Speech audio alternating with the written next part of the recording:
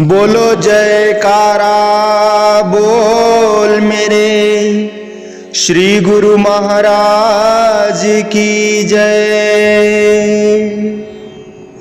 श्री मात पिता सतगुरु मेरे शरण गहूं किसकी,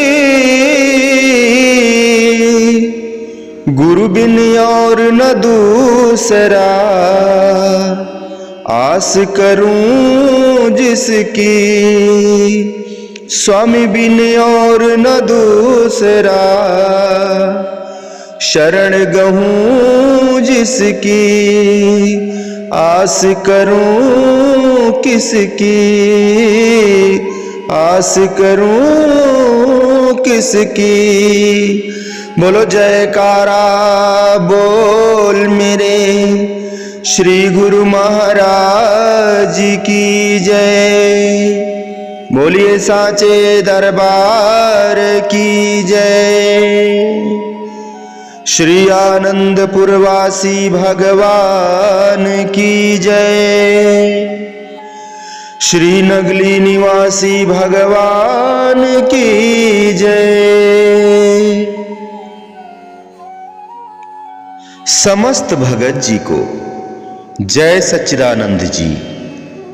भगत जी इस चैनल को सब्सक्राइब कीजिए, वीडियो को भी लाइक कीजिए और इस वीडियो को ज़्यादा से ज़्यादा गुरुमुखों के पास शेयर कीजिए ताकि यह भक्तिमय सत्संग समस्त गुरुमुख जन तक पहुंच सके और सभी गुरुमुख इस सत्संग को सुनकर लाभ उठा सकें। आप भी परमार्थ के कार्य में एक छोटा सा सहयोग प्रदान करें। कृपया इस वीडियो को सभी गुरुमुखों के पास शेयर करें ताकि सभी गुरुमुख लाभ उठा सकें। आप भी पुण्य के भागी बने। जय सच्चिदानंद भगत जी। तुलसी कृत रामायण में भी यही आवाज आती है।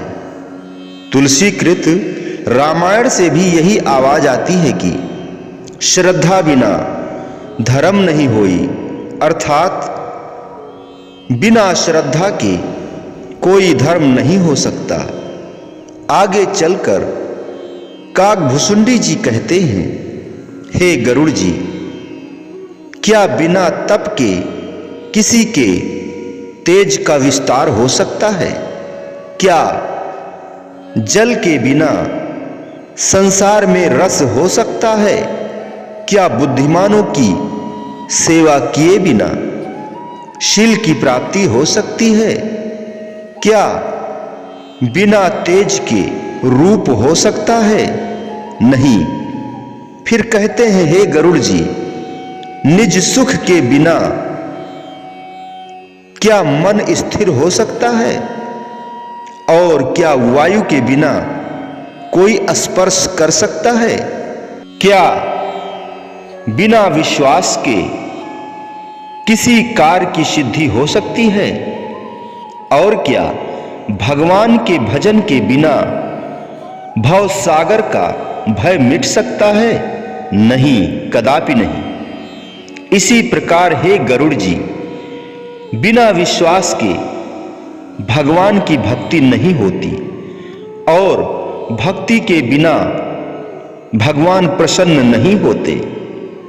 जब भगवान प्रसन्न नहीं होते तो उनकी कृपा नहीं उतरती और कृपा के बिना जीव को विश्राम स्वप्न में भी नहीं हो सकता।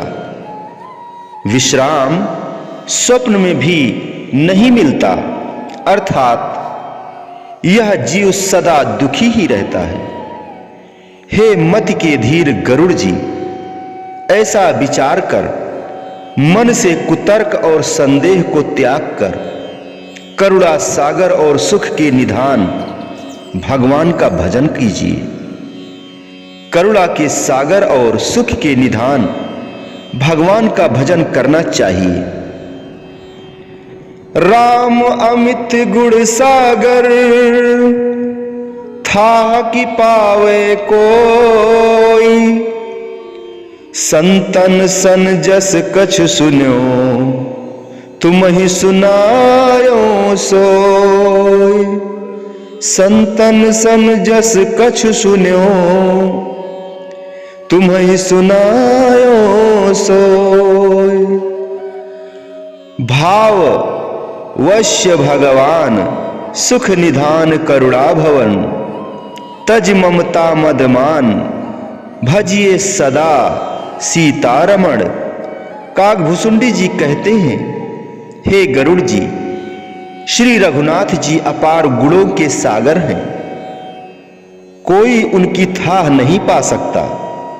जैसा कि मैंने संतों के वचनों से सुना था, वैसा आपको सुना दिया। वास्तव में भगवान की महिमा और प्रभुता का वर्णन मन बुद्धि और वाणी से परे है। फिर कहते हैं, हे गरुड़ जी, सुख के निधान, करुणा के सागर, भगवान सदा प्रेम के वश हैं। इस कारण उचित है कि ममता, मद और मान को छोड़कर सदा उनका भजन करना चाहिए।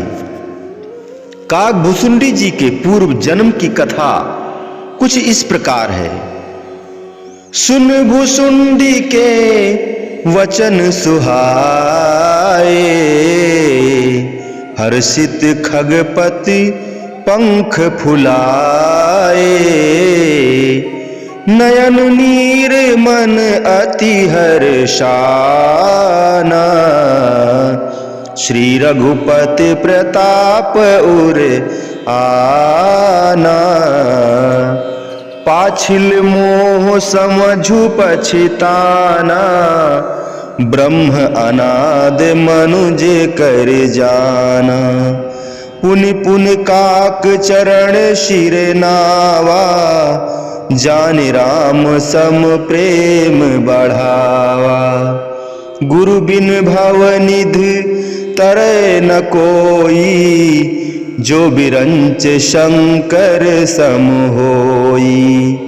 संशय सर्प ग्रस्यो मोहि ताता, दुखद लहर कुतर्क बहुव्राता। तब स्वरूप गरुड़ई रघुनायक, मोहि जियायहु जनु सुखदायक। तब प्रसाद मम मोह नशाना, राम रहस्य अनुपम जाना। ताहि प्रशसि विविध विधि, शीश नाई कर जोरी। वचन विनीत सप्रेम मृदु, बोले हो गरुड़ बहोरी। प्रभु अपने अविवेक ते, बूझऊं स्वामी तो ही। कृपा सिंधु सादर कहो, जान दास निज मोहि। शिव जी बोले, हे पार्वती, काकभुसुंडी जी के ये सुंदर वचन सुन प्रसन्न हो गरुड़ जी ने पंख फुलाए, अर्थात रोमांच हो गए। नेत्रों में जल भर आया, मन में बड़ी प्रसन्नता हुई। अपने इष्ट देव से टूटी हुई श्रद्धा और विश्वास फिर से जुड़ गए और हृदय में प्रभु के प्रताप का सूर्य प्रकाशित हो गया। पिछला मोह और भ्रम याद करके गरुड़ जी को बहुत पछतावा आया कि मैंने अनादि ब्रह्म भगवान को मनुष्य करके जाना। बारंबार काकभुसुंडी जी के चरणों में सिर नवाया और उन्हें भगवान रूप जानकर बहुत ही प्यार बढ़ाया और बोले, हे काकभुसुंडी जी, गुरु के बिना कोई संसार सागर से पार नहीं हो सकता, चाहे वह ब्रह्मा और शिव जी के समान ही क्यों न हो। हे तात, मुझको संशय रूपी सर्प ने ग्रस लिया था। इस कारण उस सर्प के विष की अत्यंत दुखदायक लहरें उठने लगी और कुतर्क रूपी बावलापन हो गया था। सो भक्तों के सुखदायक भगवान ने आप सरीखे मंत्रवेत्ता के पास भेज दिया और मुझे नया जीवन दे दिया। अब आपकी कृपा से मेरा मोह भ्रम नष्ट हो गया और अपने इष्ट देव जी का अनुपम सुंदर रहस्य जान लिया। शिव जी बोले, हे पार्वती, काकभुसुंडी जी की अनेक प्रकार से प्रशंसा करके सिर नवाए कर हाथ जोड़कर प्रेम पूर्वक नीति से भरे हुए गरुड़ जी कोमल वचन बोले, हे स्वामी, अपने अज्ञानवश में आपसे एक बात पूछता हूं। आप मुझको अपना दास जानकर समझाकर कहिए। तुम सर्वज्ञ तज्ञ तम पारा, सुमत सुशील सरल आचारा, ज्ञान विरति विज्ञान निवासा, रघुनायक के प्रिय तुम दासा। कारण कवन देह यह पाई, तात सकल मोहि कहु बुझाई। रामचरित सर सुंदर स्वामी, पायहु कहाँ कहो नभगामी। नाथ सुना मैं अस शिव पाही, नाश महाप्रलय हो तब नाही।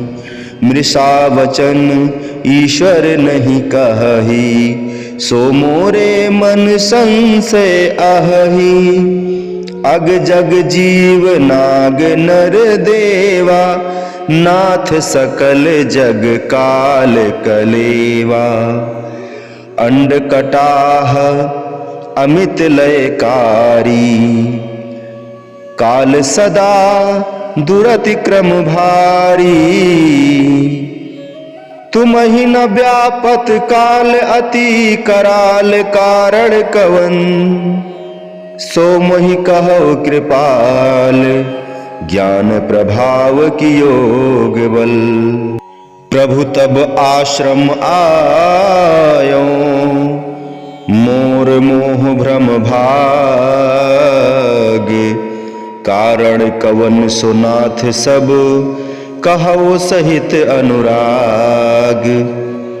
गरुड़ जी बोले, हे काकभुसुंडी जी, आप हर प्रकार से सर्वज्ञ हो, ब्रह्म स्वरूप हो, अज्ञान से परे हो, सुंदर मति वाले हो, सुशील और सुंदर आचरण वाले हो, तथा आप ज्ञान वैराग और विज्ञान के घर हो और श्री भगवान के प्यारे दास तथा कृपा के पात्र हो। फिर क्या कारण है जो आपने यह देह पाई और यह रामचरित्र रूपी सुंदर सरोवर कहां पाया? सो हे तात, यह सब कथा मुझको समझाकर कहिए। हे काकभुसुंडी जी, मैंने शिव जी महाराज से यह बात सुनी है कि महाप्रलय में भी आपका नाश नहीं होता। शिव जी महाराज कभी असत्य वचन नहीं कहते। सो इस बात का मेरे मन में संशय है, क्योंकि वृक्ष पर्वत आदि और जितने चलने फिरने वाले जीव नाग नर आदि हैं, हे नाथ, यह सब जगत काल का ग्रास है और काल अति कठिन अनेक ब्रह्मांडों का नाश करने वाला बहुत ही शक्तिशाली है, किंतु वह अति काल कराल आपको नहीं व्यापता। इसका क्या कारण है? यह ज्ञान का प्रभाव है कि योग का बल है? मुझे सब समझा कर कहिए। हे प्रभु, आपके आश्रम में प्रवेश करते ही मेरा सब भ्रम जाता रहा, इसका क्या कारण है? सो हे नाथ, आप सब कथा मेरे प्रति सप्रेम सहित वर्णन कीजिए। गरुड़ गिरा सुनी हर्षहु कागा, बोल्यो उमा सहित अनुरागा, धन्य धन्य तब मत उर्गारी, प्रश्न तुम्हार मोह अति प्यारी। सुनि तब प्रश्न सप्रेम सुहाई, बहुत जन्म की सुध मोहि आई। सब निज कथा कहूँ मैं गाई, तात सुनहु सादर मन लाई। जप तप व्रत मख शम दम नाना, विरत विवेक योग विज्ञाना। सब कर फल रघुपत पद प्रेमा, तेहि बिन को ना पावे क्षेमा। इहि तनु राम भक्त मैं पाई, ताते मोहि ममता अधिकाई। जहि ते कछु निज स्वार्थ होई, तहि पर ममता सब कर कोई। पन्नगार असनीत श्रुत सम्मत सज्जन कहई, अति नीचहु सन प्रीत करिए जान निज परम हित।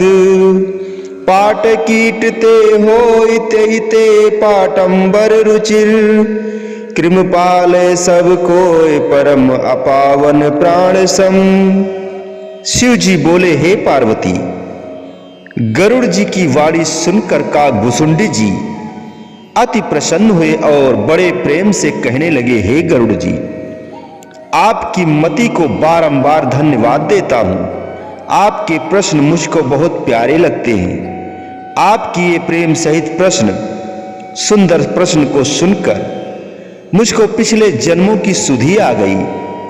मैं अपनी सब कथा आपके आगे गायन करता हूं। आप आदर पूर्वक मन लगाकर सुनिए। जप तप व्रत यज्ञ शम दान वैराग्य विवेक योग विज्ञान आदि सब का यही फल है कि भगवान के चरणों में प्रेम हो, क्योंकि इसके बिना कोई भी विश्राम नहीं पा सकता। हे गरुड़ जी, जिस वस्तु से किसी का स्वार्थ सिद्ध होता है, उसके साथ हर किसी को ममता होती है। इस शरीर में मैंने भगवान की भक्ति पाई है, इस कारण यह शरीर मुझको प्यारा है। और वेद शास्त्र तथा सज्जन पुरुष भी यही नीत कहते हैं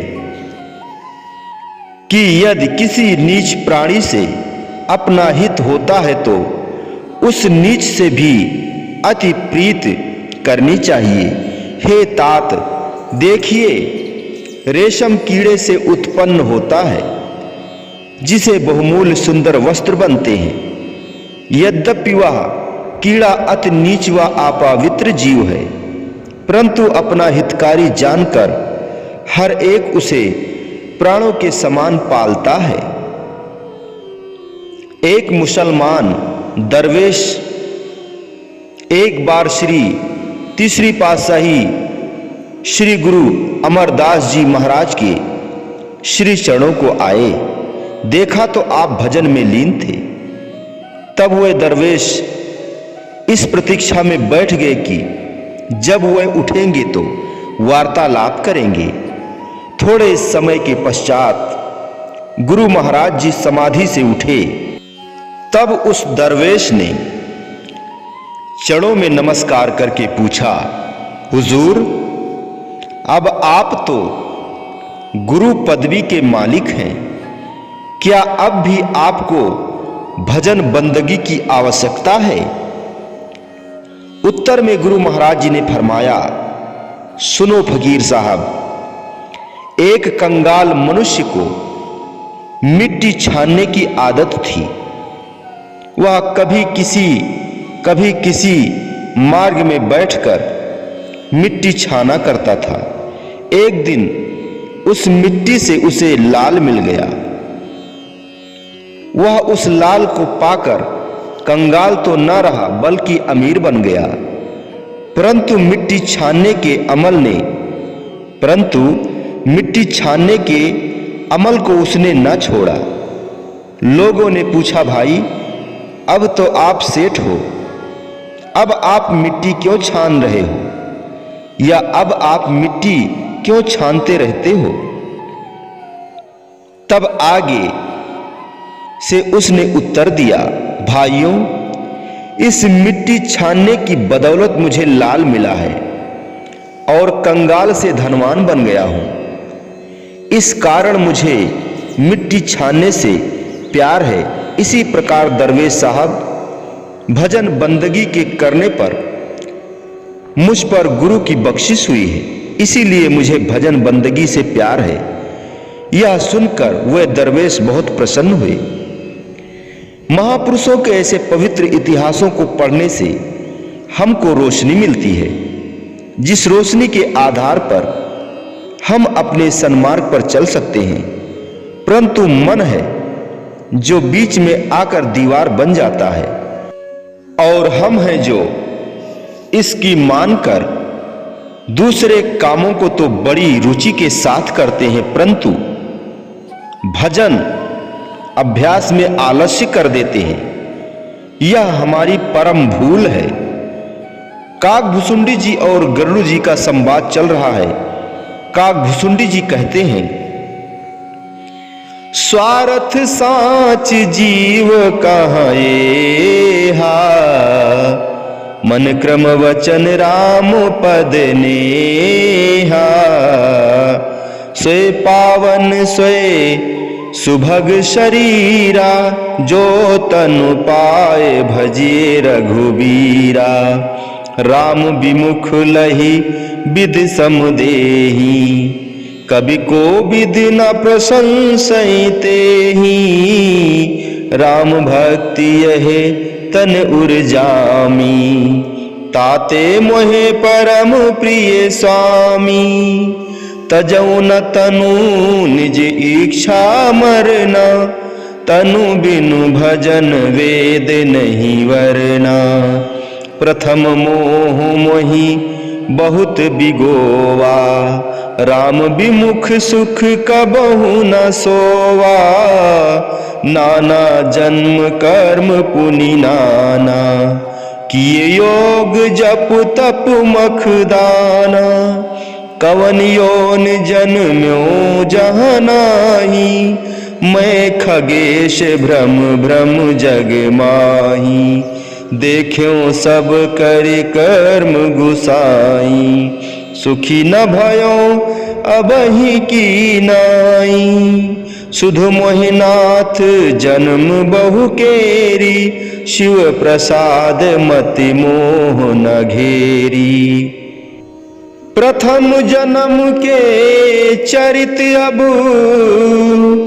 कहूँ सुनहूँ विहंगेश, सुन प्रभु पद रति उपजे, जाते मिटहि कलेश, पूर्व कल्प महा एक प्रभु, युग कल युग मल मूल, नर अरु नार अधर्म रत, सकल निगम प्रतिकूल।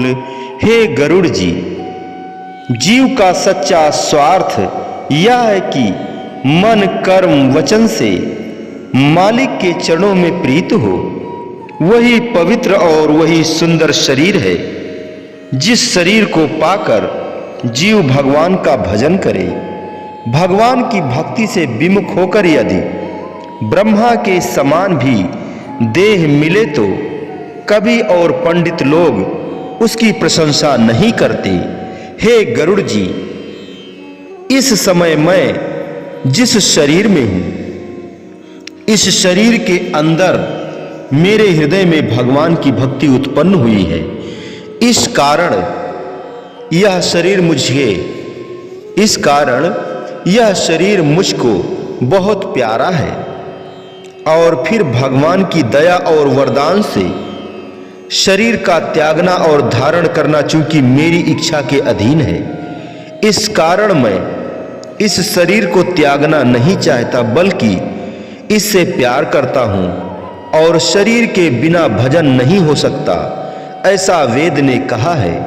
हे गरुड़ जी, पहले तो मुझको भी मोह माया ने बहुत दुख दिया और श्री भगवान से विमुख होने के कारण मैं सुख से कभी नहीं सोया।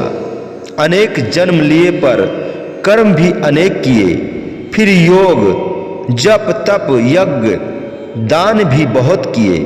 हे गरुड़ जी, ऐसी कोई योनि नहीं जिसमें जन्म लेकर मैं जगत में नहीं भरमा हूं, अर्थात अनेक योनियों में भ्रमता रहा हूं और मैंने सब कर्म धर्म भी करके देखे हैं, परंतु हे गुसाई, भगवान की भक्ति को पाकर जैसा इस समय मैं सुखी हूं, ऐसा सुखी कभी नहीं हुआ। भगवान की कृपा से मोह माया ने मेरी मति को फिर कभी नहीं घेरा और मुझे पूर्व के बहुत जन्मों का स्मरण है। हे गरुड़ जी, अब कुछ पूर्व जन्मों की कथा आपसे कहता हूं, जिसके सुनने से सब कलेश मिट जाएंगे और प्रभु के चरणों की प्रीति उत्पन्न हो जाएगी। हे तात, पूर्व जन्म के एक कल्प में एक बार कलयुग नामक पाप का मूल युग मैंने देखा। उसमें सब नर नारी अधर्म में प्रीत करने वाले और सब धर्म ग्रंथों के प्रतिकूल थे। उसी कलयुग में अयोध्यापुरी में एक शूद्र के गृह मेरा जन्म हुआ। मैं उस शरीर में शिव जी का उपासक तथा सेवक था, किंतु अन्य देवताओं का निंदक और अभिमानी था। धन के मद से मतवाला और बहुत बोलने वाला था। तीक्ष्ण बुद्धि और हृदय में बड़ा पाखंड था। यद्यपि मैं राम जी की राजधानी में रहा था, परंतु फिर भी रघुनाथ जी की महिमा को कुछ भी ना जाना, क्योंकि कपट और पाखंड ने मेरी मति को मलिन कर रखा था। आगे चलकर काकभुसुंडी जी कहते हैं, भय लोग सब मोह बश, लोभ ग्रसे शुभ कर्म, सुन हरियान ज्ञान निध, कहो कछुक कलिधर्म। आगे काकभुसुंडी जी ने बहुत विस्तार के साथ कलयुग के लक्षण गरुड़ जी के प्रति वर्णन किए हैं, परंतु यहां पर उनको कहने की इस कारण आवश्यकता नहीं समझी गई कि जो कुछ उन्होंने कहा है वह ज्यों का त्यों आज हम आंखों से देख रहे हैं। इस घोर कलयुग में आज जो कुछ हो रहा है, जिनकी आंखें खुली है वे देखते हैं कि लोभ के वश होकर लोग कितने पाप कर रहे हैं और मोह माया ने किस प्रकार लोगों को अंधा बनाकर रख दिया है। आंखों पर लोभ की पट्टी बांधे हुए एक दूसरे के पीछे चल रहे हैं। बुद्धि यहां तक मलिन हो गई है कि वे इस बात को सोच ही नहीं रहे कि अंत में इसका परिणाम क्या होगा। मौत को भूलकर अपने परलोक को भी बिगाड़ रहे हैं। मनुष्य जन्म की कीमत क्या है और यह हमको किस निमित्त मिला है। संतों के उपदेश हमारे लिए कितने हितकारी हैं, इन बातों की ओर ध्यान तक नहीं जाता। काकभुसुंडी जी ने रामायण में जो कुछ वर्णन किया है वह पूर्ण रूप से ज्यों का त्यों सत्य दिखाई दे रहा है, इसलिए उनको यहां दोबारा लिखने या सुनाने की आवश्यकता नहीं समझी गई। आगे चलकर कलयुग के वर्णन करते हुए काकभुसुंडी जी कहते हैं, सुन ब्यालार कराल कली, मल अवगुण आगार, गुणहु बहुत कलिकाल कर, बिन प्रयास निस्तार। कृति त्रेता द्वापर समय, पूजा मख अर योग। जो गत होई सो कलि हरि, नाम ते पावहि लोग। हे सर्पों के शत्रु गरुड़ जी, यद्यपि यह कराल कलिकाल पाप और अवगुणों का घर है, तो भी कलयुग में एक बड़ा भारी गुण यह है कि इसमें बिना प्रयास ही जीव का निस्तार हो सकता है। वह इस प्रकार की सतयुग त्रेता द्वापर में पूजा यज्ञ और योग से जो गति होती है, वह कलयुग में केवल नाम के अभ्यास से जीव पा सकते हैं। फिर आगे कहते हैं, कलयुग योग यज्ञ नहीं ज्ञाना, एक आधार राम गुण गाना। सब भरोसे तजी जो भज रामहि, प्रेम समेत गाव गुण ग्रामहि। सो भवतर कछु संशय नाही, नाम प्रताप प्रकट कलि माही। कलि कर एक पुनीत प्रतापा, मानस पुण्य होए नहीं पापा। हे गरुड़ जी, कलयुग में योग यज्ञ ज्ञान आदि की अपेक्षा केवल मालिक के नाम भजन का आधार और सत्संग में जाकर उसके गुणों का गान मात्र ही बहुत कुछ है। इसलिए जो सब भरोसे छोड़कर भगवान का भजन करते हैं, वह संसार से बिना प्रयास ही तर जाते हैं। इसमें कुछ संदेह नहीं है, क्योंकि कलयुग में नाम का प्रताप प्रकट है। और कलयुग का एक पवित्र प्रताप यह भी है कि मानसिक पुण्य तो लग जाता है, किंतु मानसिक पाप नहीं लगता। अर्थात मानसिक भली विचारधारा का फल तो मिलता है, किंतु मानसिक मलिन विचारधारा का फल तब तक नहीं मिलता जब तक उसके साथ मलिन कर्म ना हो जाए। आगे चलकर का घुसुंडी जी कहते हैं, कलि अधर्म नहीं व्यापैता ही, रघुपति चरण प्रीत अति जाही। नट कृत कपट बिकट खगराया, नट सेवक ही न व्यापे माया। हे गरुड़ जी, कलयुग के अधर्म उसको नहीं व्याप सकते जिसकी मालिक के चरणों में अत्यंत प्रीति है, अथवा जो मालिक का सच्चा सेवक है। कारण यह कि जैसे मदारी का किया हुआ कपट का खेल उसके चेले को नहीं व्यापता, ऐसे ही भगवान की माया का खेल भगवान के दासों को नहीं व्यापता। क्योंकि जैसे मदारी का सेवक मदारी के खेल का भेदी होता है, ऐसे ही भगवान के दास भगवान के निकट रहते हुए उसकी माया की रचना के भेदी होते हैं। हरि माया कृत दोष गुण, बिनु हरि भजन न जाहि। भजिए राम सब काम तज, अस विचार मन माही।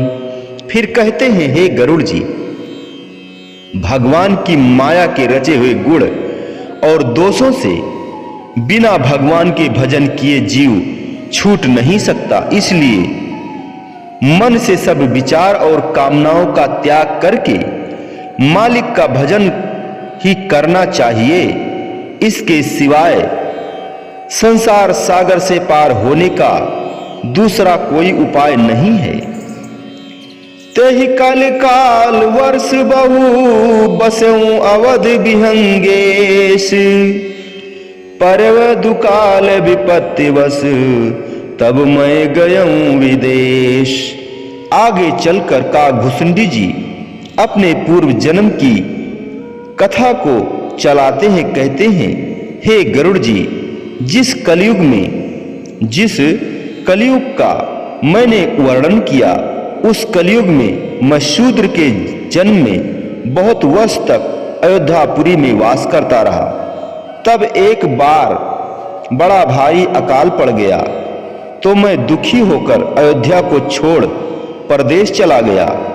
कहाँ गया और मेरे साथ क्या हुआ, सो ध्यान देकर सुनिए। भुसुंडी जी का गुरु जी से मिलाप। मनुष्य को गुरु की कितनी आवश्यकता है, शिष्य का गुरु के साथ कैसा संबंध है, गुरु के प्रति शिष्य की कैसी श्रद्धा होनी चाहिए, गुरु कितने दयालु होते हैं और उनका अपने शिष्य के प्रति कितना हित तथा कितनी भलाई होती है, और गुरु का निरादर करने पर क्या कुछ दंड भुगतना पड़ता है। ये सारी बातें इस प्रसंग में आवेंगी। काकभुसुंडी जी कहते हैं, अयोध्या में अकाल पड़ने पर मैंने अयोध्या को छोड़ दिया। गयो उज्जैन सुनो उर्गारी, दीन मलिन दरिद्र दुखारी, गए काल कछु संपत्ति पाई, तहाँ पुण्य करो शंभु सेवकाई, विप्र एक वैदिक शिव पूजा, करे सदा तेहि काल न दूजा, परम साधु परमारथ विंदकु, शंभु उपासक नहीं हरि निंदक, सेवों में तेहि कपट समेता, द्विज दयालु अति नीति निकेता, बाहिर नर्म देख मोहि साई, विप्र पड़ाव पुत्र की नाई, शुभ मंत्र मोहि द्विजवर दीन्हा, शुभ उपदेश विविध विधि कीन्हा, जपो मंत्र शिव मंदिर जाई, हृदय दंभ अहमत अधिकाई, मैं खलमल संकुल मति, नीच जात वश मोह, द्विज हरिजन देखूं जरो, करो विष्णु कर द्रोह। हे गरुड़ जी, अयोध्या में अकाल पड़ने पर मैं अपनी सारी संपत्ति खो चुका था। दरिद्री अर्थात कंगाल, दीन मलिन और दुखी होकर उज्जैन को गया। कुछ दिन वहां रहने पर मैंने थोड़ी सी संपत्ति पाई, जिससे मेरा निर्वाह कुछ खुले हाथों से चलने लगा। उज्जैन में रहते हुए मैं नित्य प्रत शिव जी के मंदिर में जाकर शिव जी की पूजा करने लगा। वहां पर मुझे एक महान उत्तम ब्राह्मण अर्थात ब्रह्म के जानने वाले तत्ववेत्त महापुरुष के दर्शन हुए। वे महापुरुष परम साधु और परमार्थ के ज्ञाता थे। उन्होंने मुझे शिव जी का मंत्र दिया अर्थात शिव नेत्र या तीसरा तिल, जिसे ज्ञान नेत्र भी कहते हैं, उसे खोलने की भी दीक्षा दी और उसके अभ्यास की युक्ति बतलाई। मैं उस अभ्यास को तो करने लगा, परंतु गुरु का सेवन सच्चाई से नहीं बल्कि कपट से करता था। किंतु मेरे गुरु अति दयालु और नीति के स्थान थे। वे मुझको बाहर से नम्र देखकर पुत्र की न्याय पढ़ाते और बड़ा प्यार करते थे। हे गरुड़ जी, मैं गुरु के बताए हुए मंत्र को शिव मंदिर में बैठकर जपता, किंतु हृदय में बड़ा पाखंड और अहंकार रहता था। मेरी ऐसी मलिन मति थी कि एक तो दुष्ट स्वभाव और दूसरे पाप युक्त बुद्धि वाला नीच जाति मोह के वशीभूत होकर ब्राह्मण और हरिजनों हरिभक्तों को देखकर जलता था। मैं शिव जी महाराज का तो भक्त बना हुआ था, उनका तो मनन करता था, परंतु विष्णु भगवान का द्रोह और खंडन करता था। गुरु नित मोहि प्रबोध, दुखित देख आचरण मम। मोहि उपजे अति क्रोध, दंभे नीति की भावई। हे गरुड़ जी, मेरे इस प्रकार के दुखित आचरण को देखकर गुरु नित ही मुझे समझाते थे, परंतु मेरी बुद्धि इतनी मलिन थी कि उनके शुभ उपदेश को सुनकर मुझे क्रोध उत्पन्न होता था। जैसे पाखंडी मनुष्य को नीति नहीं भाती, मेरे मन की अवस्था भी ऐसी ही थी। एक बार गुरु महाराज जी ने मुझे अपने पास बुलाकर बहुत प्रकार से नीति समझाई और कहा, हे पुत्र, शिव जी की उपासना करने का यह फल है कि श्री भगवान के चरणों में अचल भक्ति हो। तुम नहीं जानते कि श्री राम जी को तो शिव और ब्रह्मा भी भजते हैं। साधारण मनुष्यों की तो क्या बात है, जिनके चरणों में शिव जी और ब्रह्मा जी भी प्रेम करते हों।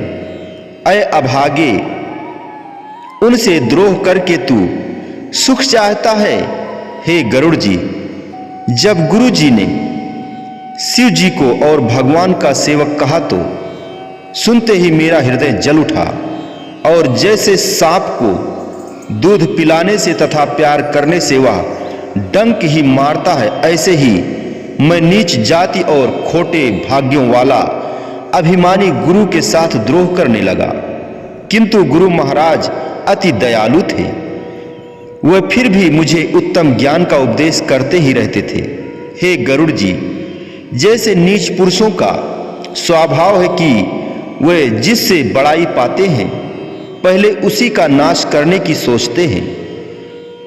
कथा है, एक बार भस्मासुर दैत्य ने शिव जी का तप किया। शिव जी प्रसन्न हो बोले, वर मांगो। तब भस्मासुर ने कहा, मुझे ऐसा वरदान दीजिए कि मैं जिसके सिर पर मैं अपना हाथ रख दूं वह भस्म हो जाए। शिव जी ने कहा, ऐसा ही होगा। भस्मासुर शिव जी का वरदान पाकर प्रसन्न हुआ, परंतु उसका मन शिव जी महाराज की धर्म पत्नी पार्वती को देखकर मलिन हो गया। सोचने लगा कि क्यों ना पहले शिव जी के सिर पर हाथ रखकर इसको भस्म करके पार्वती को हाथ में करूं। यह सोचकर उसने शिव जी के सिर की तरफ हाथ बढ़ाया। शिव जी जान गए कि इस पापी की नीयत खराब हो गई है, जो मुझे भस्म करना चाहता है। मारे डर के वहां से भागे। आगे आगे शिव जी और पीछे पीछे भस्मासुर। न जाने शिव जी महाराज उस दुष्ट से बचने के लिए कहां कहां गए, परंतु कहीं से सहायता न मिली। अंत में दुखित होकर बैकुंठ में जाकर भगवान के चरणों में प्रार्थना की। विष्णु भगवान जान गए। उन्होंने अपनी माया को इशारा किया। तब माया ने मोहिनी रूप धारण किया और भस्मासुर के निकट जा खड़ी हुई। भस्मासुर ने जब मोहिनी के रूप को देखा तो उस पर मोहित हो गया, क्योंकि वह तो सचमुच मन को हर लेने वाली मोहिनी माया थी। भस्मासुर उसे देखकर आपे से बाहर हो रहा था। मन में सोचने लगा कि यदि यह लड़की मुझे मिल जाए तो मेरे बराबर संसार में दूसरा कोई नहीं होगा। यह सोचकर उसने अपने विचार मोहिनी के आगे रखे। मोहिनी ने हंसते हुए उत्तर दिया, मैं नृत्य करती हूं।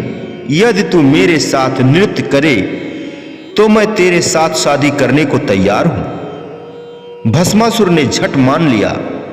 मोहिनी ने कहा, नृत्य में मैं जैसे जैसे करती चलूंगी, तुम मुझे देखकर वैसे ही करना। भस्मासुर बोला, बहुत अच्छा। उस मूर्ख राक्षस को क्या पता था कि यह लड़की नहीं, ठगनी माया है, जिसका कर्तव्य है लोगों के मनों को ठग लेना और बनना फिर भी किसी का नहीं। दोनों का नाच आरंभ हो गया। जैसे जैसे मोहिनी अपने शरीर को तथा हाथों और पैरों को हिलाती और ऊंचा नीचा व टेढ़ा करती। भस्मासुर भी उसे देखकर वैसे ही करता था। नाच करते करते एक बार मोहिनी ने अपना हाथ अपने सिर पर रखा। तब भस्मासुर ने भी उसको देखकर अपना हाथ अपने सिर पर रखा और तत्काल भस्म हो गया। तब मोहिनी माया ने भगवान के चरणों में सिर निवाया। भगवान ने शिव जी को समझाया कि आगे के लिए ऐसे वरदान सोच समझ कर दिया करो। शिव जी ने भगवान के चरणों में सिर झुकाया और क्षमा मांगकर गुण गाते हुए विदा होकर अपने आश्रम को चले गए।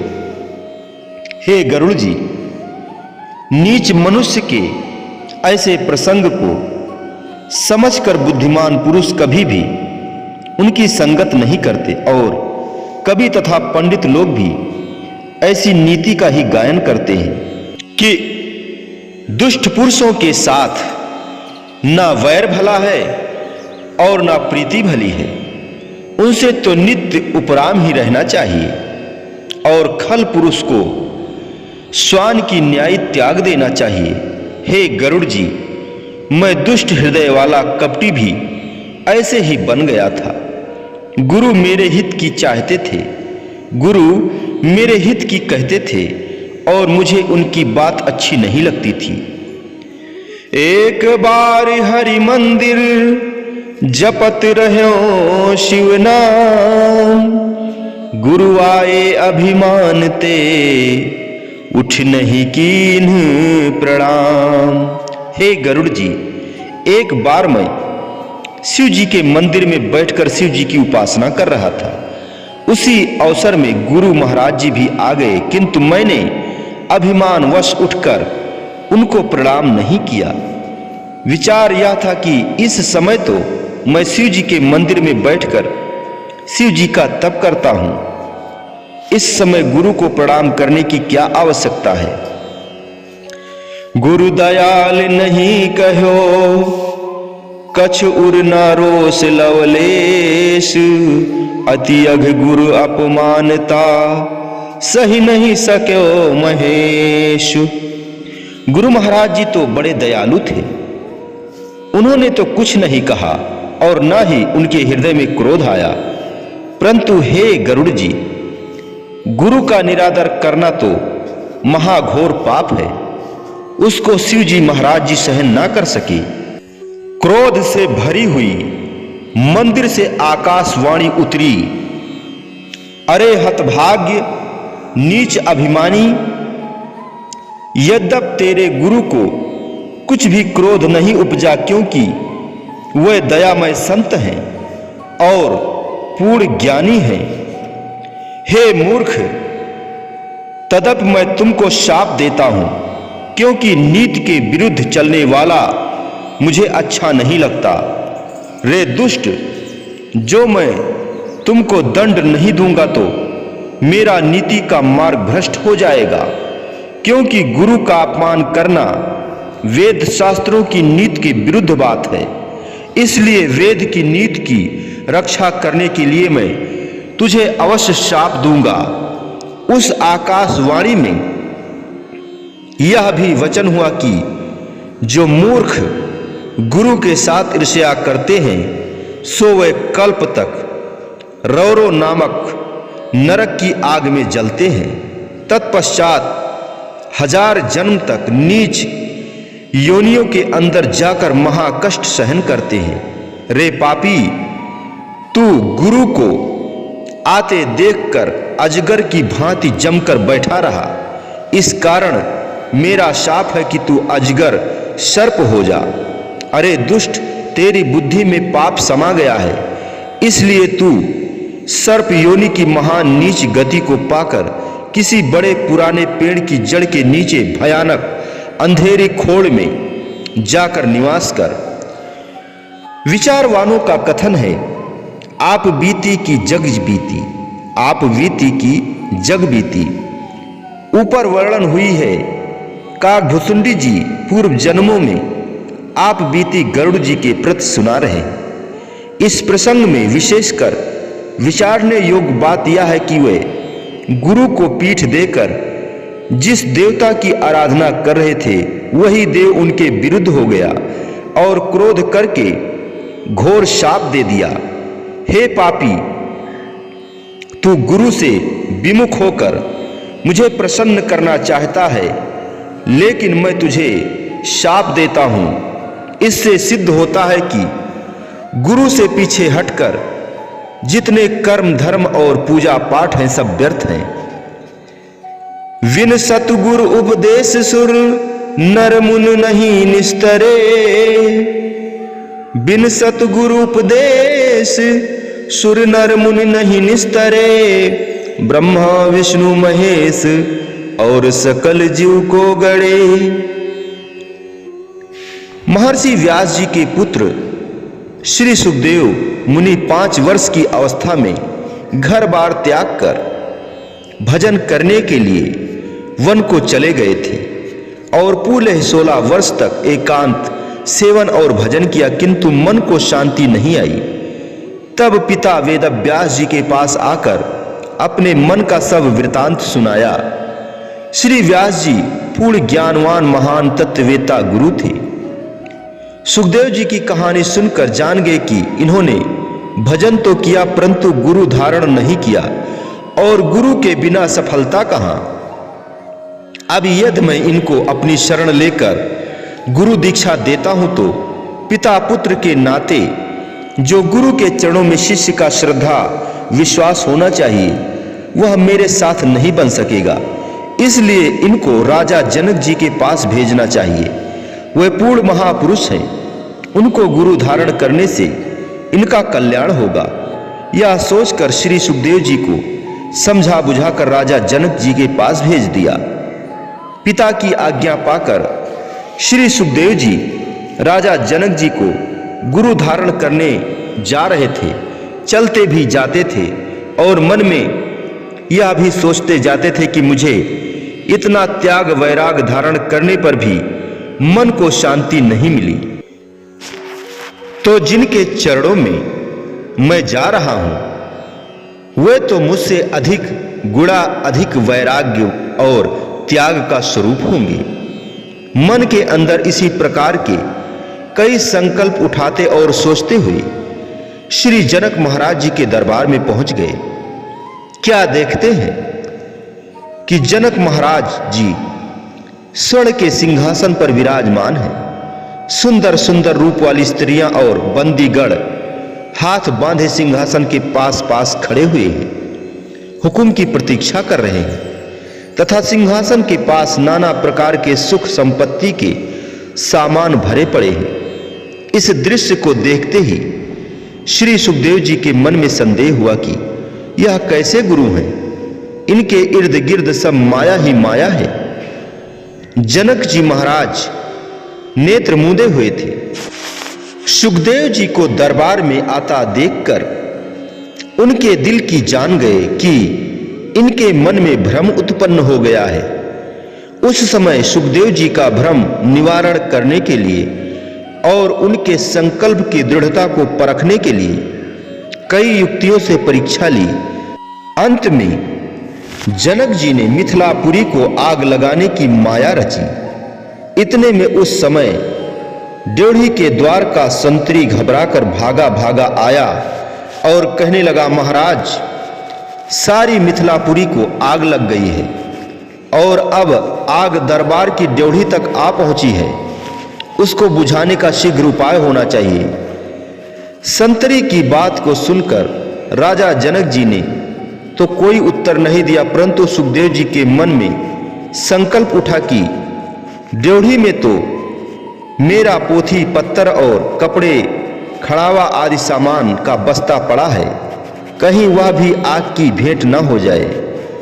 सुखदेव जी आग से अपना बस्ता बचाने के लिए ड्योढ़ी की तरफ जाने के लिए सोच रहे थे कि इतने में राजा जनक जी ने सुखदेव जी को एक श्लोक पढ़कर सुनाया, जिसका अर्थ यह है कि हे सुखदेव, मेरा जो आत्मिक धन है वह अनंत व अपार है, वह कभी नाश नहीं हो सकता।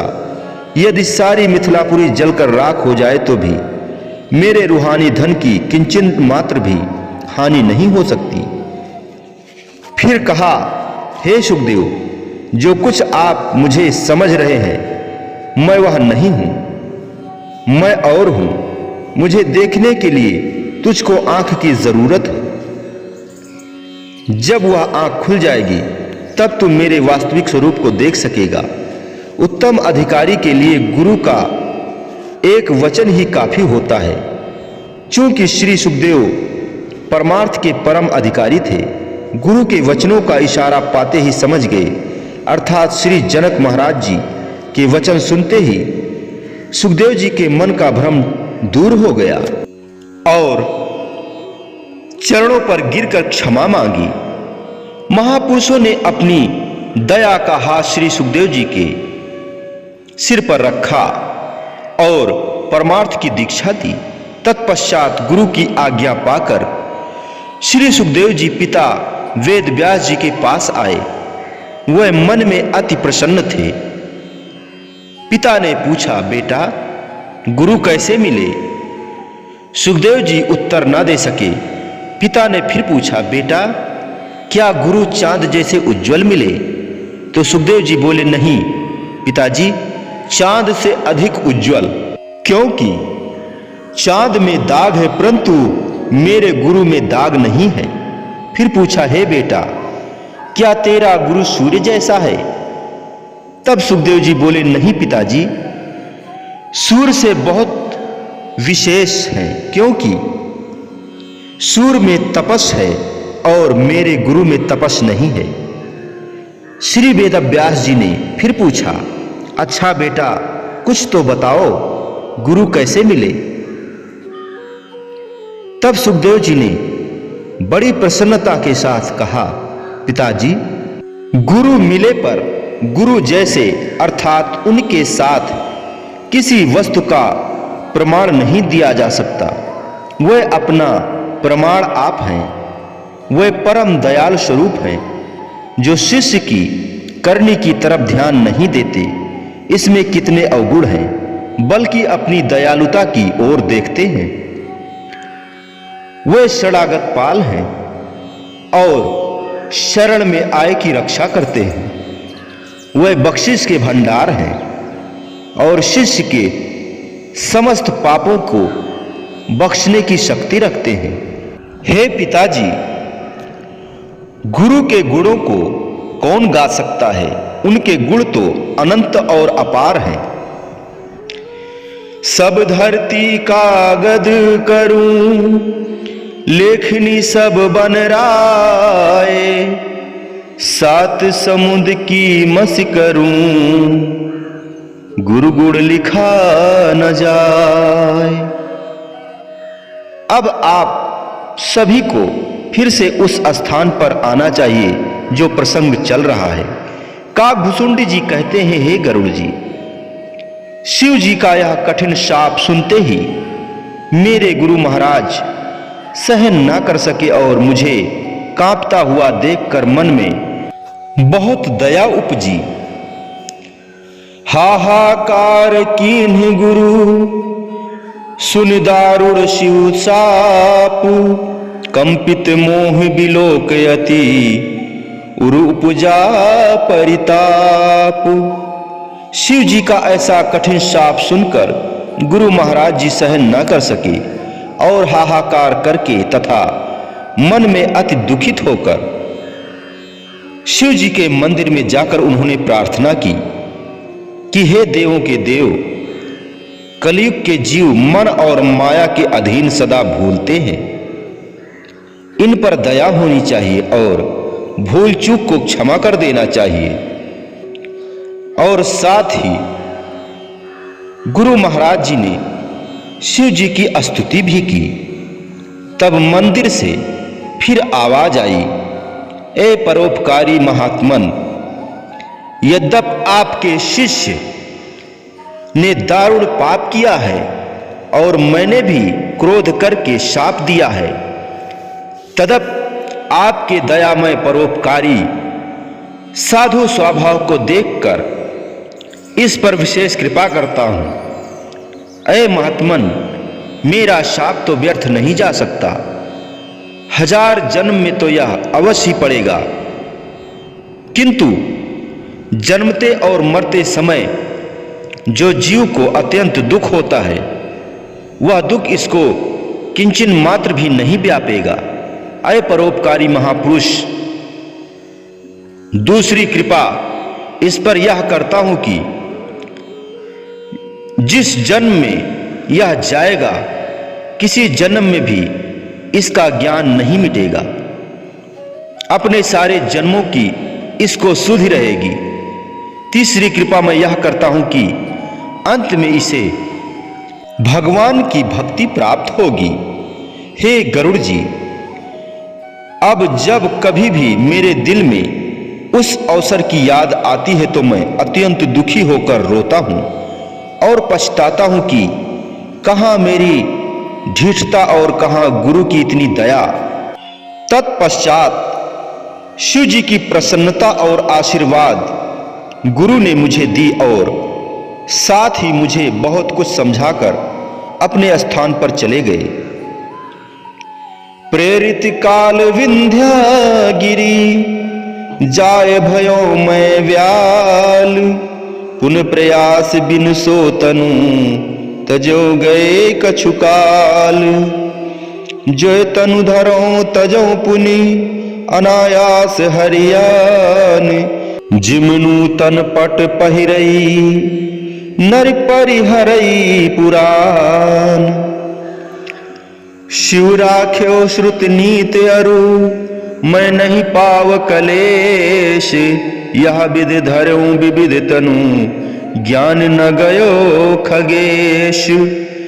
काकभूषुंडी जी बोले, हे गरुड़ जी, समय की प्रेरणा से तब मैं विंध्याचल पर्वत में जाकर सर्प हुआ, लेकिन कुछ समय बीतने पर बिना प्रयास ही वह शरीर त्याग दिया। इसी प्रकार हे गरुड़ जी, मैं जो शरीर भी धारण करता था वह अनायास ही त्याग देता था। जैसे मनुष्य पुराना वस्त्र उतार कर नया पहन लेता है, ऐसे ही मैं शरीरों को धारण करता और त्याग देता था। यह सब गुरु की दया ही थी। हे गरुड़ जी, मैंने गुरु का अपमान करके भारी पाप किया और शिव जी ने वेद शास्त्रों की नीति की रक्षा करते हुए मुझे शाप दे दिया। शिव जी के शाप से अनेक योनियों के अंदर मैंने जो शरीर धारण किए, गुरु की कृपा से मेरा ज्ञान नहीं गया, वह हर योनि में संपूर्ण बना रहा। हे गरुड़ जी, त्रिजग योनियों के अंदर मैंने जो जो शरीर धारण किए, वहां मैं भगवान की भक्ति का अनुसरण करता रहा, परंतु एक दुख तो मुझको किसी समय भी नहीं भूलता, अर्थात हर समय यह कांटा मेरे अंदर चुभता ही रहता है कि मेरे गुरु का कितना कोमल शील स्वभाव था और मैं कितना अभिमानी था। 1000 जन्म भोगने के पश्चात अंत का जन्म मुझे ब्राह्मण का मिला। तब बचपन से ही जब मैं बालकों के साथ खेलता था तो संपूर्ण श्री राम भगवान की लीला करता था। बड़ा होने पर पिता ने मुझको पढ़ने के लिए पाठशाला में बैठाया। पाठशाला में पढ़ते हुए मैं अध्यापक की सारी बातों को सुनता और समझता तथा उन पर विचार भी करता था, परंतु वे बातें मेरे मन को भाती ही नहीं थी। गुरु की कृपा से मेरे मन की सकल वासनाएं साफ होकर केवल भगवान के चरणों में लय लगी रही थी। हे गरुड़ जी, ऐसा कौन अभागी है जो कामधेनु को छोड़कर गधी का सेवन करे, भक्ति की पढ़ाई छोड़कर संसारी माया की पढ़ाई पढ़ना मेरे लिए इसी भांत हो गया था। मैं सदा प्रेम में मग्न रहूं, कुछ अच्छा ना लगे। पिता पढ़ा पढ़ाकर हार गए, परंतु मैं संसारी पढ़ाई न पढ़ सका। जब माता पिता काल के वश हो गए, तब मैं भगवान का भजन करने के निमित्त वन को चला गया। वन में मुझे जहां जहां भी ऋषि मुनियों के आश्रम मिले, वहीं मैं उनके पास नमस्कार करूं और श्री राम जी के गुणों को, कथा को पूछूं। वे जो कुछ कहें मैं वह सुनूं और प्रसन्न रहूं। हे गरुड़ जी, 3 प्रकार की इच्छाएं, लोकेशणा, वित्तेषणा, पुत्रेषणा, जो सदा मनुष्य के मन को सताती हैं, गुरु की कृपा से मेरे मन से तीनों इच्छाएं छूट गईं और केवल एक इच्छा अधिक बढ़ गई। वह यह कि जब श्री राम जी के चरण कमल देखूं तब अपना जन्म सफल जानूं। किंतु जिस मुनि के आगे मैं अपनी यह इच्छा प्रकट करता, वह यही कहता कि दर्शन क्या, ईश्वर तो सब में विद्यमान है। जिसको तुम बाहर ढूंढते हो वह ईश्वर तो तुम्हारे अंदर भी है। वह सर्वव्यापक है और कण कण के अंदर निराकार रूप में विराजमान है। तुम उसको अपने अंदर क्यों नहीं देखते? परंतु हे गरुड़ जी, यह निर्गुण मत मुझे अच्छा नहीं लगता था, क्योंकि मेरे हृदय में तो सगुण ब्रह्म की अधिक प्रीति थी। गुरु के वचन सुरति करे, राम चरण मन लाग। रघुपति यस गावत फिरऊं, छड़ छड़ नो अनुराग। गुरु के वचन स्मरण करके मन ही मन सगुण अवतार श्री भगवान के चरणों में लवलीन हो गया। श्री राम जी का ही यश गाता फिरूं, क्षण क्षण में नया अनुराग अर्थात प्रेम उत्पन्न होता था। मेरे शिखर वट छाया, मुनिलोमस आसीन। देख चरण सिर नायों, वचन कहो अति दीन। अनुराग और प्रेम की अवस्था में मैं फिरता फिराता सुमेरु पर्वत पर पहुंचा। वहां पर्वत के ऊपर वट का एक वृक्ष है। उस वृक्ष की छाया में बैठे हुए मुझे लोमस ऋषि के दर्शन हुए। उनके दर्शन पाते ही मैंने उनको अत्यंत श्रद्धा सहित नमस्कार किया और दीन वचन से उनकी स्तुति करते हुए विनय की। सुनि मम वचन विनीत मृदु, मुनि कृपालु खगराज। मोहि सादर पूछत भय, द्विज आयहु के ही काज। हे गरुड़ जी, मेरे कोमल और नीति युक्त वचन सुनकर वह कृपालु मुनि आदर पूर्वक मुझसे पूछने लगे, हे ब्राह्मण, किस निमित्त आए हो? तब मैं कहूं कृपा निधि, तुम सर्वज्ञ सुजान। सगुण ब्रह्म आराधना, मोहि कहो भगवान। तब मैंने विनय की, हे कृपा सागर, आप सर्वज्ञ अर्थात सब कुछ जानते हो। हे भगवान, आप मुझसे सगुण ब्रह्म की आराधना का उपदेश कहिए। हे गरुड़ जी, तब मेरी विनय सुनकर मुनि राज ने आदर से श्री राम भगवान के थोड़े से गुण मुझे सुनाए। परंतु वे विज्ञानी मुनि, ब्रह्म ज्ञान में सदा लीन रहने वाले मुझको परम अधिकारी जानकर कि यह हमारी बात को समझेगा, ब्रह्म का उपदेश करने लगे। वह उपदेश यह था कि ब्रह्म अज, अद्वैत तथा अगुण और सबके हृदय में बसता है। कला रहित, इच्छा रहित, नाम और रूप रहित, अखंड अनूप अर्थात जिसकी उपमा नहीं जानी जा सकती। मन, वाणी और बुद्धि से परे केवल अनुभव से जाना जाता है।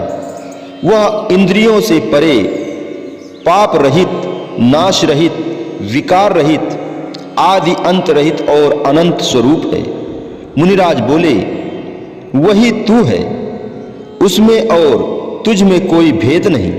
जैसे जल और उसकी लहर एक है, वैसे ही जीव और ब्रह्म एक है, तथा सगुण निर्गुण नाम करके दो हैं, परंतु वास्तव में एक है।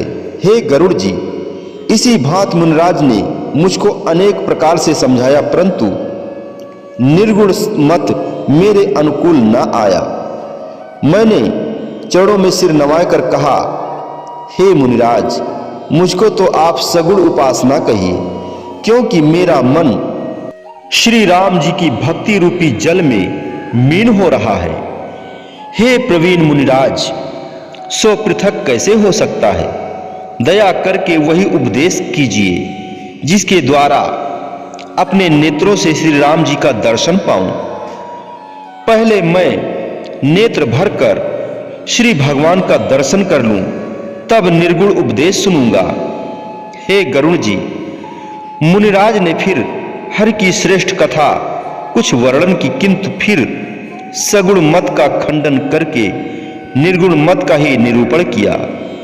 तब मैं निर्गुण मत को दूर कर हठ पूर्वक सगुण मत का ही निरूपण करने लगा। इस प्रकार जब मैं मुनिराज की बातों का उत्तर प्रत्युत्तर देता गया, तब श्री लोमस ऋषि के शरीर में क्रोध के चिन्ह दिखाई देने लगे। हे गरुड़ जी, चंदन शीतल ठंडा होता है, परंतु यह कुदरती बात है कि जब कोई बहुत बल से रगड़े तो चंदन से भी आग प्रकट हो जाती है। ऐसे ही ज्ञानी पुरुषों का भी बहुत तिरस्कार करने से उनके हृदय में भी क्रोध का उत्पन्न हो जाना संभव है। बारहि बार सकोप मुनि करहि निरूपण ज्ञान, मैं अपने मन बैठ कर करहूं विविध अनुमान। हे गरुड़ जी, जब बार बार क्रोध करके मुनिराज ज्ञान का निरूपण करने लगे, तब मैं बड़े धीरज और शांति के साथ बैठा बैठा अपने मन में अनेक प्रकार से अनुमान करने लगा। उस समय मैंने जो जो अनुमान किए वह सुनिए। द्वैत बुद्धि बिनु क्रोध किमि, द्वैत की बिनु अज्ञान, माया वश परिछिन्न जड़ जीव की इस समान। मैंने विचार किया कि यह मुनि क्रोध में आए हुए हैं, सो द्वैत बुद्धि के बिना क्रोध उत्पन्न नहीं होता और बिना अज्ञान के द्वैत नहीं हो सकता।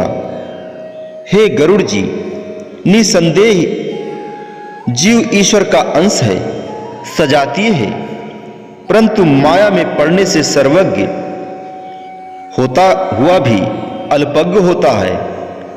इस कारण जीव ईश्वर के समान कैसे हो सकता है?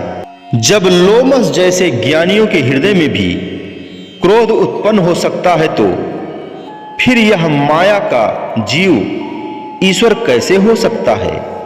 क्या कोई सबका हित करने वाला दुखी हो सकता है?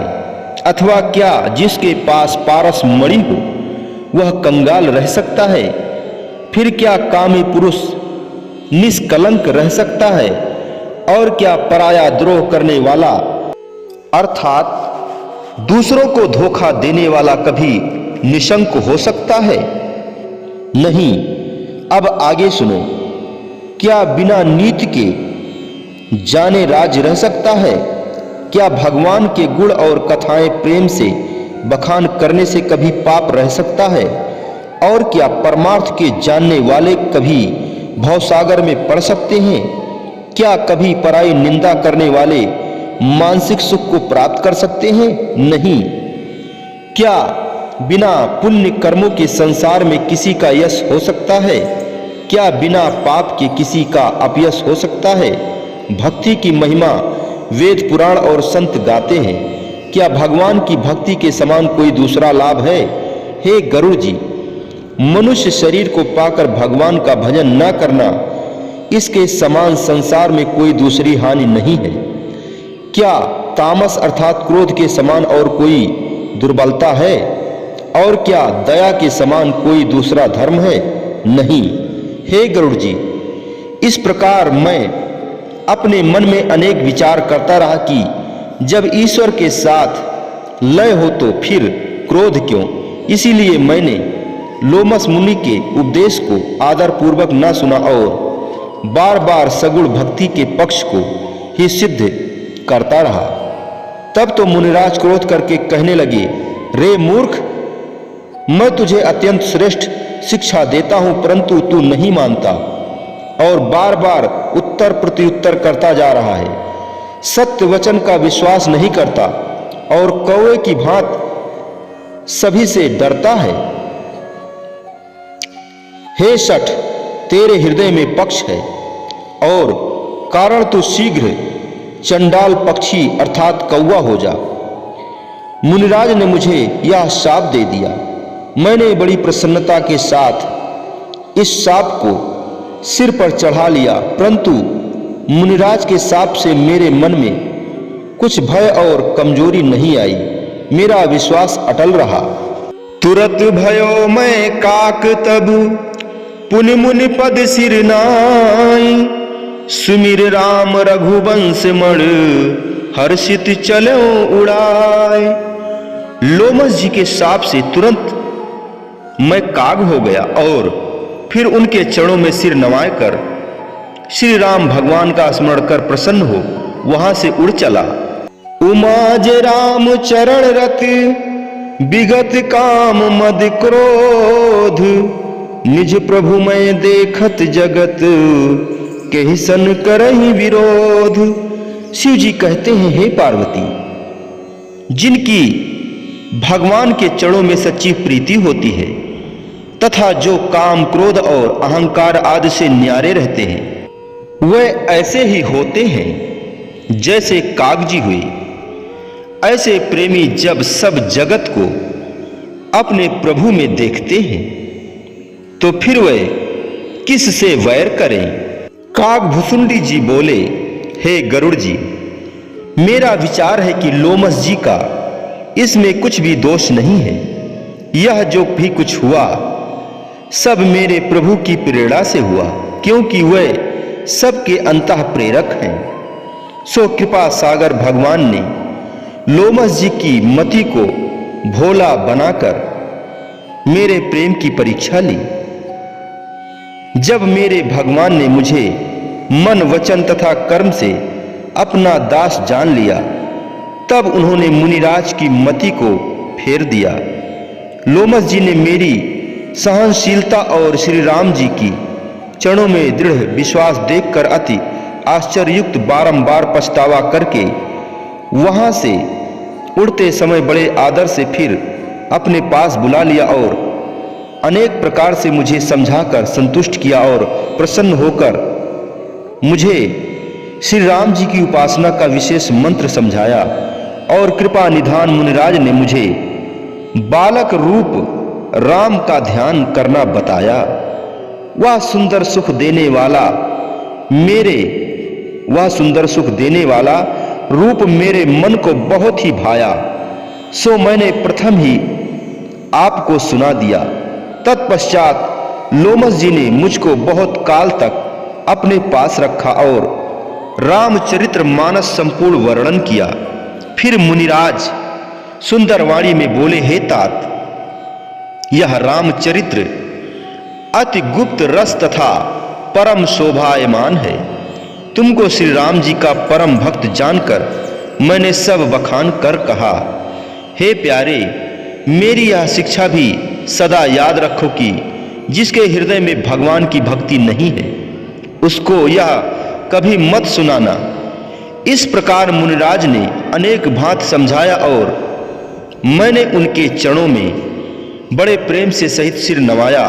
तब मुनिराज ने अपना कमल सा हाथ मेरे सिर पर धरकर प्रसन्न हो मुझे आशीर्वाद दिया। अब मेरी कृपा से तुम्हारे हृदय में सदा निश्चल श्री राम जी की भक्ति वास करेगी। सदा राम प्रिय हो तुम, शुभ गुण भवन अमान, काम रूप इच्छा मरण ज्ञान विराग निधान।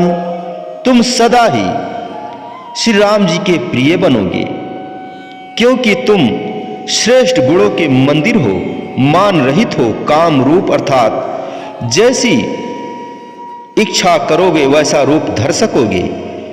इच्छा मरण अर्थात स्वाधीन मृत्यु होगी, यानी जब चाहोगे तब शरीर त्याग कर सकोगे अथवा ज्ञान वैराग के निधान होगे। जहि आश्रम तुम बसहि पुनि, सुमिरत श्री भगवंत, व्यापई तहना अविद्या योजन एक प्रयंत। जिस आश्रम में तुम भगवान का स्मरण करते वास करोगे, वहां तुम्हारे स्थान से 1 योजन अर्थात 4 कोस तक अविद्या नहीं व्यापेगी। इसी प्रकार मुनिराज ने और भी बहुत आशीर्वाद दिए।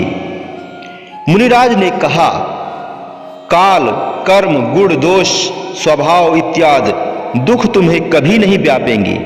भगवान के अनेक गुप्त प्रकट सुंदर चरित्र जो है, संपूर्ण इतिहास तथा पुराणों का भेद तुम बिना श्रम के इनको सब जान जाओगे और श्री भगवान के चरणों में तुम्हारा नित्य नया प्रेम होगा। अथवा जो कुछ तुम मन में इच्छा करोगे, प्रभु की कृपा से तुमको कुछ दुर्लभ नहीं होगा। हे मत के धीर गरुड़ जी, मुनि के आशीर्वाद को श्रवण करके आकाश से गंभीर वाणी उतरी। हे ज्ञानी मुनि, ये तुम्हारे वचन सफल होंगे, क्योंकि मन, कर्म और वाणी से यह मेरा भक्त है। यह आकाश की वाणी सुनकर मेरे मन में बड़ी प्रसन्नता हुई, प्रेम में मग्न हो गया और सब संदेह जाते रहे।